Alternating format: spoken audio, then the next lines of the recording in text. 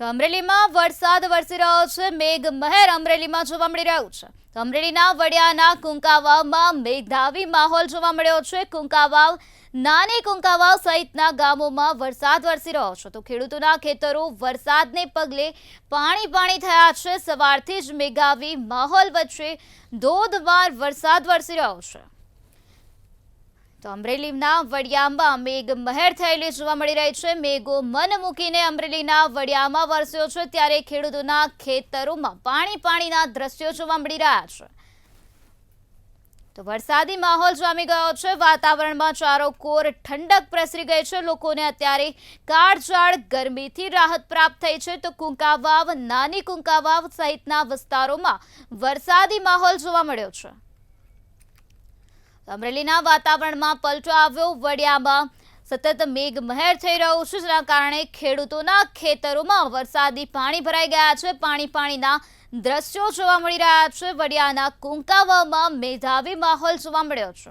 તો કુંકાવાવ, નાની કુંકાવાવ સહિતના ગામોમાં અત્યારે મેઘમહેર જોવા મળી રહી છે, તેમજ બીજી તરફ ખેડૂતોના ખેતરો વરસાદને પગલે પાણી થયા છે।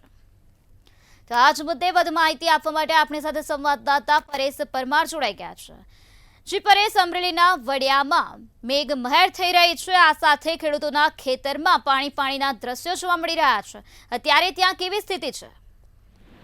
જી બિલકુલ, આજે વહેલી સવારથી જ વાદળછાયા વાતાવરણ વચ્ચે જે મેઘાવી માહોલ જામ્યો હતો, વડિયા સહિતના જે પંથકમાં આજે મેઘાવી માહોલ જામ્યો હતો, અને મેઘાવી માહોલની વચ્ચે વરસાદે બગડાટીઓ બોલાવી છે। ત્યારે કુકાવ, નાની કુકાવ, હનુમાન ખીજડીયા સહિતના જે ગામો છે એ ગામોમાં વરસાદે બગડાટી બોલાવી છે।